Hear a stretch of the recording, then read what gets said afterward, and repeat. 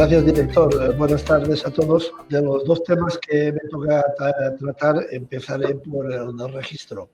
Lo tenéis regulado en el artículo 14 y siguientes del reglamento y la regulación del decreto, perdón, y la regulación, una regulación muy detallada, una regulación muy prolija, y está todo muy bien explicadito y apenas merece mayor comentario. Sí que quiero incidir en dos cosas relacionadas con los efectos jurídicos que derivan de la inscripción.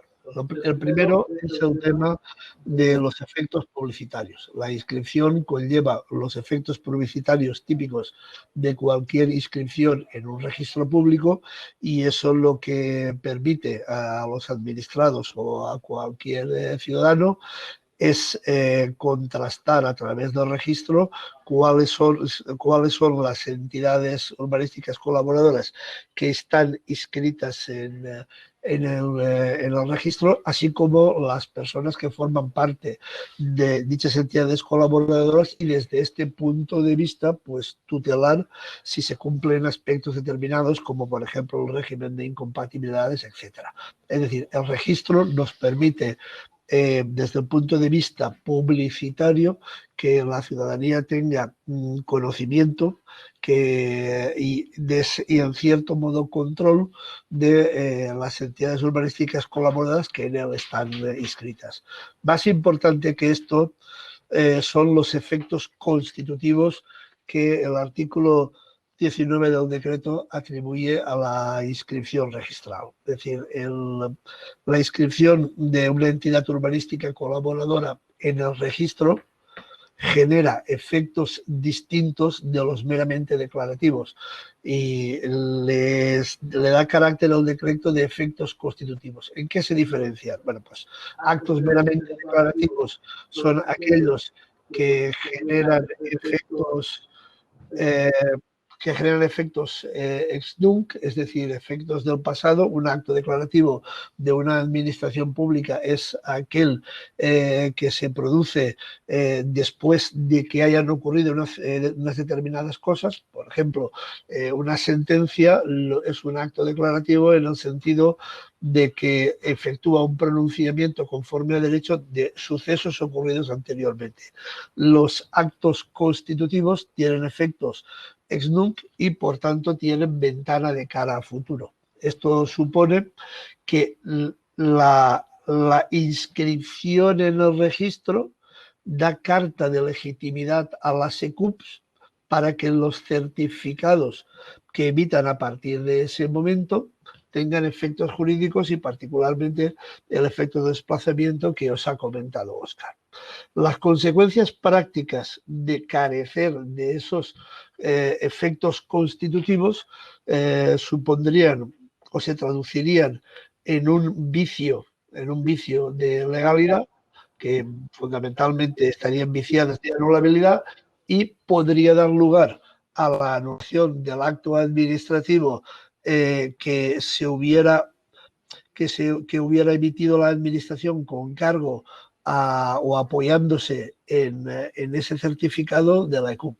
Es decir, dicho de otro modo, si se da una licencia a partir de un certificado de ECUP sobre si pudiera darse, sobre una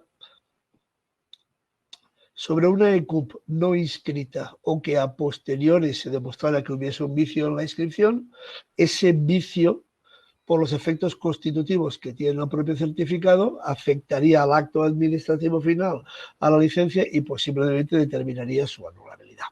Aparte de esto, pues el registro no ofrece mayor importancia, pues que la típica de cualquier registro. Ahí tenéis en el decreto todo lo que son los requisitos para inscribirse, el contenido, las certificaciones, etcétera. Sí que hay que señalar, como ha dicho ya antes el director, bueno, pues que el registro va como un tiro, y a fecha de hoy pues hay 4 ECUPs inscritas y 4 en trámite de inscripción. Esto en cuanto al registro. En cuanto a lo primero que tiene uno que preguntarse es por qué figuran los colegios profesionales con mención específica, porque tanto la ley como el decreto los nombran expresamente, distinguiéndolos de la SECUP. La distinción arranca de la ley, arranca de la disposición adicional novena de la ley y el decreto pues la incorpora y la asume.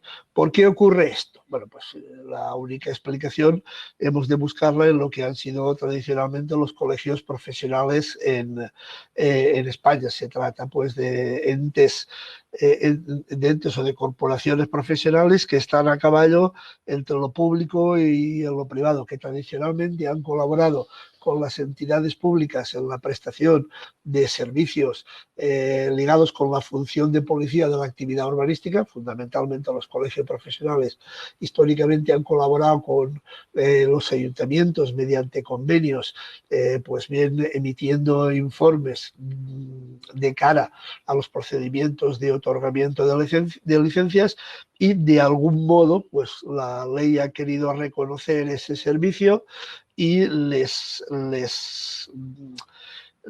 ha dado un tratamiento específico que al final no es tan específico como veremos ahora mismo. Están regulados en el artículo 25 del decreto y bueno, están obligados a cumplir todo exactamente igual que cualquier ECUP, desde la acreditación hasta la ENAC, a régimen de incompatibilidades, en fin, todo es exactamente igual que un ECUP, con una salvedad. La salvedad es que su inscripción no es obligatoria, sino potestativa, es decir, el colegio profesional no se la inscribe en el RECUP, pues no se le exige la inscripción obligatoria en el registro, y así lo establece el 25 cuando dice que podrán inscribirse en el registro. Por lo tanto, si hacemos una interpretación literal de lo que dice el artículo, pues los colegios podrían producir algún tipo de documento que tendrían los mismos efectos que los certificados que emiten las SECUP sin necesidad de inscripción. Esto que puede dar lugar a cierta polémica, pues afortunadamente la aplicación práctica del artículo parece que va a tener importancia, puesto que tan lejos como hoy el colegio territorial de Alicante de la Comunidad Valenciana se ha inscrito en el registro. A partir de ahí, pues si está inscrito en el registro y ya funciona como ECUP y puede expedir perfectamente certificados exactamente igual que el resto de ECUPs. Junto al artículo 25, la disposición adicional quinta del decreto hace una recopilado, una relación de las funciones que pueden ejercer los colegios profesionales. Son exactamente las mismas que venían en la ley. De hecho, el listado de funciones que pueden prestar está copiado, calcado de la ley, y incluyen, por supuesto, las que vienen en el artículo 2 del decreto. Sin embargo, la particularidad de la disposición adicional quinta es que denomina visado de cualificación de urbanística al certificado que produce el colegio. Esta denominación específica que le atribuye a la disposición nacional quinta a lo que produce el colegio puede inducir a confusión. Puede inducir a confusión en el sentido de que puede llegar a pensarse que este producto, el visado de cualificación urbanística, tiene unas connotaciones, unas características y posiblemente unos efectos de lo que es el certificado que produce una ECUP. No es así, no es así en absoluto, y el visado de cualificación urbanística tiene los mismos efectos que la ECUP, produce las idénticas consecuencias dentro del procedimiento de otorgamiento de licencias, y la diferencia queda en el campo, digamos, semántico. Dicho esto, pues lo que nos queda por comentar es algo que se le ha planteado a la Dirección General recientemente que si los colegios a diferencia de producir visados de cualificación urbanística, pueden suscribir convenios de colaboración con los ayuntamientos. La respuesta es sí, eso nunca se ha puesto en cuestión en la trayectoria administrativa, ni por parte de las administraciones públicas, ni por parte de administraciones públicas locales, ni por parte de la Dirección General, y se han venido suscribiendo convenios por diversos ayuntamientos históricamente con los colegios. ¿En qué se diferenciaría la actuación del colegio profesional cuando suscribe un convenio con el ayuntamiento de cuando actúa como ECUP o como tal colegio emite un visado de cualificación urbanística? La diferencia hay que buscarla en los efectos jurídicos del producto. Óscar ya os ha comentado antes que lo que es peculiar, característico de los certificados que emiten las ECUP es el efecto sustitutivo. Es decir, ese certificado que emite la ECUP o el propio visado de cualificación urbanística tiene idéntica fuerza jurídica que el informe que realiza un técnico municipal.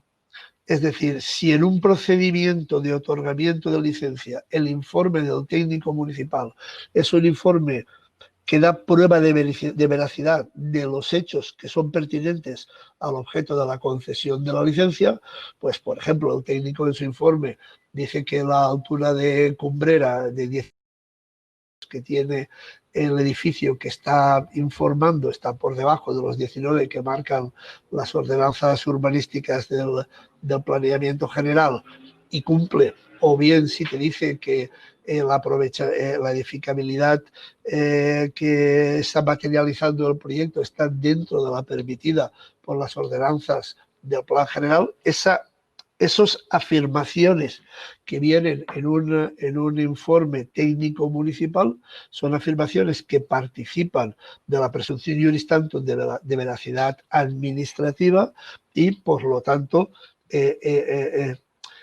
son ex lege salvo que se pruebe lo contrario. Bueno, pues cuando un colegio firma un convenio en virtud del cual emite informes destinados a tener protagonismo o a participar en un procedimiento de otorgamiento de licencias, pueden ocurrir dos cosas. A, que ese informe se verifique o se emita no existiendo técnico municipal, pues porque el ayuntamiento en ese momento pues carece de técnico municipal, o bien el técnico municipal no tiene la cualificación profesional necesaria para ese informe, y como consecuencia de ese convenio, el informe que emite el colegio pasa a tener idénticas características que las que tendría el informe técnico municipal. No hay distinción en tanto en cuanto la administración, el ayuntamiento, mediante acuerdo plenario, ha conveniado con un colegio profesional, ha solicitado su colaboración. El colegio profesional, que está habilitado para colaborar a la gestión pública por ley, a través de esas facultades que le otorga la ley, más las que le transmite el ayuntamiento a través del convenio, el colegio profesional emite un informe y ese informe, en ausencia del técnico municipal, por los dos motivos que os he dicho antes, vale exactamente igual que el del técnico municipal y genera idénticos efectos de cara al otorgamiento de licencia. Si por el contrario existe técnico municipal, que es otro supuesto que ocurre en la práctica diaria, pero el ayuntamiento, como ocurre en muchos municipios, está colapsado y hay un stock de expedientes pendientes de tramitación, el informe ahí adquiere el valor de meramente colaborador, de ahorrarle el trabajo o de suponer un apoyo para el técnico municipal que ha de validarlo. En el primer supuesto no hay validación porque no existe técnico o no está cualificado. En el segundo sería necesaria la validación. Al margen de eso, lo que sí que no puede producirse es que estos convenios de colaboración entre colegios profesionales y municipios lo que comporten sea la producción por parte del colegio en ejecución de ese convenio de visados de cualificación urbanística o certificados, porque eso supondría una práctica colusoria de la competencia al situar al colegio en una posición, digamos, monopolística respecto de la generación de certificados de CUP en ese ámbito, en ese término municipal. A ver, intento explicarlo de otro modo. El colegio, un colegio profesional, puede formalizar convenios con ayuntamientos para emitir informes técnicos que no tengan la cualificación o la consideración jurídica de visados de cualificación o de certificados de CUP si el colegio se ha constituido en ECUP. Y esos informes que emite el colegio, que no son ECUP, por supuesto, vendrían desplazados en cuanto cualquier ECUP inscrita en el colegio presentase su certificado conveniente, su certificado correspondiente.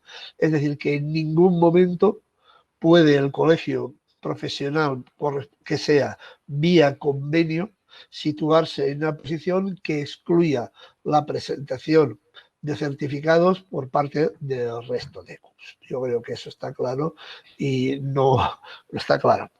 Debe estar claro y no ofrece mayor dificultad. Y esto es todo por mi parte. Gracias por la atención.